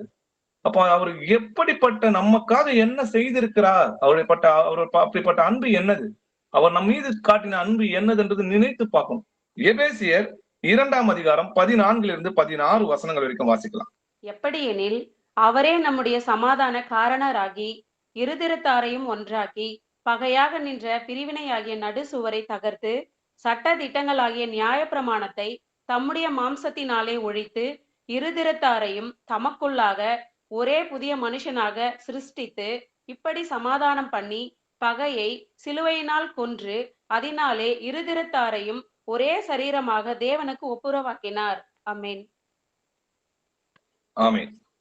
அவரே யாரு? நம்முடைய கர்த்தராகிய இயேசு கிறிஸ்துவே சமாதானக்காரராகி. எப்படி சமாதானம் ஆச்சு? நம்ம சத்துருக்களா இருந்தோம், எப்படி நம்ம தேவனிடத்துல சமாதானம் ஆனோம்? இயேசு கிறிஸ்து ஜீவ பலியாக நமக்காக பலியானார். இருதிறத்தாரையும் யூதர்களையும் நம்மையும் ஒன்றாக்கி பகையாக நின்ற பிரிவினையாக நடுச்சுவரை தகர்த்து, எதை தகர்த்தாரு? சட்ட திட்டங்களாகிய நியாயப்பிரமாணம். நியாயப்பிரமாணம் இருந்துச்சுன்னா நம்ம தேவனுக்கு அந்நியரா இருக்கிறோம், அதை தகர்த்தார். அதனாலதான் கிறிஸ்து நியாயப்பிரமாணத்தின் முடிவா இருக்கிறார். இன்னைக்கு நம்ம என்ன போதிக்கிறாங்க, என்ன பைபிள் பத்திருக்கிறதுன்னு தெரியாம, தான் பேசுகிறது என்னென்றும் தான் செய்கிறது என்னதென்றும் அறியாம நியாயப்பிரமாண போதகரா இருக்கிறாங்க. தசமபாகம், காணிக்க, பாஸ்டர், இதெல்லாம் நியாயப்பிரமாணத்துல ஒரு பகுதி. அப்போ திரும்பவும் கிறிஸ்து எதுல இருந்து நியாயப்பிரமாண சாபத்துல இருந்து நம்மளை மீட்டு தேவனோட பிள்ளையாக ஒப்புரவாக்குனாரோ, திரும்பவும் உங்களை அதே பழைய சாபத்துல கொண்டு போவதுதான் இன்னைக்கு அநேகர் இருக்கிறாங்க. அப்போ பக்க வழியாய் வந்த இந்த கள்ள சகோதரர்கள் அவங்கள பத்தி எழுதிருக்கு இல்லையா? அப்போ கிறிஸ்து நமக்கு பகையை சிலுவையினால் கொன்று அதனாலே இருதிறத்தாரையும் ஒரே சரீரத்தினால தேவனுக்கு ஒப்புரவாக்கினார். ஆனா இவங்க என்ன நினைக்கிறாங்க? நியாயப்பிரமாணத்தினால் நீதிமான் ஆகலாம்னு நினைக்கிறாங்க. நியாயப்பிரமாணத்தினால் நீதிமான் ஆகிற விரும்புகிறார் யாவரும் கிறிஸ்துவோட கிருபையிலிருந்து விழுந்து போனோம். அப்போ நம்ம எப்ப நீதிமானாக்கப்பட்டோம்? இயேசு கிறிஸ்துவை விசுவாசிச்சு அந்த அன்பை ருசி பார்த்து நம்ம ஞானஸ்தானம் எடுக்கும்போது, தேவனுடைய அன்பை நம்ம பெறும்போது ஞானஸ்தானத்துல என்ன நடக்குதுன்னு பாத்தீங்கன்னா, நம்ம முன்னாடி பாவிகளா இருந்தோம், அக்கிரமக்காரனா இருந்தோம். ஆயினும் கர்த்தராகிய இயேசு கிறிஸ்துவோட நாமத்தினாலும் தேவனுடைய ஆவியினாலும் கழுவப்பட்டீங்க, ஆக்கப்பட்டீங்க, நீதிமானாக்கப்பட்டீங்கன்னு சொல்லி எழுதி. அல்லாமலும் அவர் தூரமா இருந்த உங்களுக்கு, சமீபமா இருந்த அவர்களுக்கும், யூதரா இருந்தாலும் சரி, புறஜாதியா இருந்தாலும் சரி, சமாதானத்தின் சுவிசேஷத்தை அறிவித்தார். அந்த சுவிசேஷத்தை நம்ம விசுவாசித்தனாலே அந்தபடியே நம் இருதிறத்தாகிய யாவரும் ஒரே ஆவினாலே பிதாவிடத்தில் சேரும் சிலாக்கியத்தை அவர் மூலம் பெற்று. அப்போ இப்படிப்பட்ட பாக்கியம் எதனால உண்டாச்சுன்னு பாத்தீங்கன்னா, இயேசு கிறிஸ்து நமக்காக சிலுவையில பலியானதுதான். அப்படிப்பட்ட அந்த கிருபையை நம்ம சுதந்திரத்து கொள்ளணும்னா ஞானஸ்தானம் எடுக்கணும். விருத்த சேதனம் மாம்சத்திற்கான பழைய உடன்படிக்கை அடையாளமா இருக்கிறதுல போல, ஆவியின் பிரமாணத்திற்கு புது உடன்படிக்கைக்கு அடையாளம் ஞானஸ்தானம். இப்ப நிச்சயமா நம்ம ஞானஸ்தானம் எடுக்கணும். அதுவும் அவருடைய நாமமே அல்லாமல் வேறொரு நாமம் நமக்கு கட்டளையிடப்பட இல்லைன்னு சொல்லி எழுதி. அப்போ நம்ம ஒவ்வொருவரும் மனம் திரும்பி பாவ மன்னிப்பு என்று இயேசு கிறிஸ்து நாமத்துல ஞானஸ்தானம் பெற்று அந்த உடன்படிக்கையில நம்ம பங்கு கொள்றோம். அந்த உடன்படிக்கையில முடிவு பரியந்தம் நிலைத்திருக்கணும். இப்போ உடன்படிக்கையை மீறினா தண்டிக்கப்படுவோம். அப்படி நம்ம தண்டிக்கப்படாதபடிக்கு அவருக்குள் விசுவாசத்தில் நிலைத்திருங்க. இப்போ நிறைய பேர் நம்ம ஞானஸ்தானம் எடுத்திருப்போம், கர்த்தருடைய ராஜ்யம் சமீபமா இருக்கு. இன்னும் எத்தனை பேர் இன்னும் எடுக்காம தாமதிச்சிருக்காங்களோ அவங்களுக்கு போய் புறப்பட்டு போய் இயேசு கிறிஸ்துவோட நாமத்தினால ஞானஸ்தானம் கொடுக்க நம்ம என்ன பண்ணணும்? பிரயாசப்படணும். இன்னைக்கு விருத்த சேதனமும் ஞானஸ்தானத்துக்கான அர்த்தங்களை ஆராய்ந்து பார்த்தோம். அது மட்டும் கிடையாது, ஏன் திருவிருந்து எடுக்கும் போது ஞானஸ்தானம் எடுக்கலன்னா அவங்களுக்கு அந்த பந்தியில அவங்களுக்கு கொடுக்கறது இல்லை அப்படின்றதே இன்னைக்கு ஆராய்ந்து பார்த்தோம். விருத்த சேதனம் எப்படி மாம்சத்துக்கு ஒரு அடையாளமா இருக்குதோ, அதே போல ஆவிக்குரிய உடன்படிக்கையை நம்ம ஞானஸ்தானம் எடுத்து பரிசுத்தாவை பெறுறதுதான் அதுக்கு அடையாளமா இருக்குதுன்றதை நம்ம புரிஞ்சுக்கணும். ஆமென். அப்பா, உம்மை துதிக்கிறோம், உம்மை போற்றுகிறோம். நீ நல்லவர், வல்லவர், இரக்கமும் நீதியும் கிருபை உள்ள தேவனா இருக்கிற கர்த்தாவே, இந்த ஜெபிக்கிற வேலையை தந்த கிருபைக்காக உமக்கு நன்றி ராஜா. அப்பா, உம்மை விசுவாசிக்கிறது மூலமா நாங்கள் அனைவரும் தேவனுடைய பிள்ளைகளாக முடிய அதிகாரம் கொடுத்ததுக்காக உமக்கு நன்றி செலுத்துகிறோம் கர்த்தாவே. அப்பா, எங்களை உங்களுடைய பிள்ளைகளாக மாற்றின கிருபை எவ்வளவு மகா பெருசு ஏசப்பா. அவர் உங்களை பிள்ளைகள் என்று பாராட்டின கிருபை எவ்வளவு பெரிதா இருக்குதுன்னு சொல்லி வேதத்துல எழுதியிருக்குப்பா. நாங்க சத்துருக்களா இருந்தோம், துன்மார்க்கனா இருந்தோம், நாங்க விக்கிர ஆராதனை செஞ்சிருந்தோம். அப்படி இருந்தும் எங்களை மீது அன்பு கொண்டு எங்களுக்காக ஜீவனை கொடுத்திருக்கா தாவே. அப்பா, இந்த அன்புக்கு நாங்க பாத்திரவானா இல்ல ஏசப்பா. அநேக குறைகள் இருக்குப்பா, எங்களை நிவர்த்தி செய்யுங்கப்பா. எங்கள் ஆவி, ஆத்மா, சரீரம் எல்லாவற்றையும் பரிசுத்தமாக காணப்படும்படி கிருபை செய்யுங்கப்பா. இங்க கேட்கிற எல்லா சகோதரியும், உங்க குடும்பத்தையும், அவங்க பிள்ளைகளில், அவங்க வேலை ஸ்தலத்துல செய்யற வேலைகளில் எல்லாவற்றையும் கர்த்தராகிய இயேசு நாமத்தில் ஆசீர்வதிக்கிறோம். எல்லா இடத்திலும் நாங்கள் உண்மையும் உத்தமமா இருந்து பரிசுத்தமாக வாழ்ந்து நாங்கள் பூமிக்கு வெளிச்சமாக இருந்து அநேகரை அந்த வெளிச்சத்துக்குள் கொண்டு வர கிருபை பாராட்டலும் கர்த்தாவே. அப்பா, இன்னும் ஆவியில நாங்க அநேக வளரணும்ப்பா, நிறைய கத்துக்கணும்ப்பா, எங்களுக்கு சொல்லிக் கொடுங்கப்பா. கர்த்தர் அந்த அபிஷேகம் உங்களுக்குள் இருப்பதால் அது சகலத்தையும் போதிக்கும் சொல்லி எழுதி கர்த்தாவே. ஏசப்பா, நீரே எங்களுக்கு போதகரா இருக்கு, எங்களுக்கு சகலத்தையும் எங்களுக்கு போதித்தரும். வரப்போகிற காரியங்களை என்னிடத்தில் கேளுங்கன்னு சொல்லியிருக்கேன் கர்த்தாவே. அப்பா, உங்களுடைய ராஜ்யம் சமீபமா இருக்குதுன்றத அநேக வசனங்கள் மூலமா அநேக சகோதரர் மூலமாகவும் எங்களுக்கு வெளிப்படுத்தின கிருபைக்காக முக்க நன்றி ராஜா. உங்களுடைய வருகைக்கு நாங்க பாத்திரவானா இருக்க எங்களை தகுதிப்படுத்தும் கர்த்தாவே. உண்மையே நம்பி இருக்கிறோம் ராஜா. அந்த கல்லனை ரட்சித்தது போல எங்களையும் ரட்சித்தது. துதியும் கனமும் மகிமை என்றென்றுக்கும் உமக்கே செலுத்தும். இயேசு கிறிஸ்துவின் மகா பரிசுத்தமான நாமத்தில் ஜெபிக்கிறோம் எங்கள் ஜீவன் உள்ள பிதாவே. ஆமே. Praise lord sister.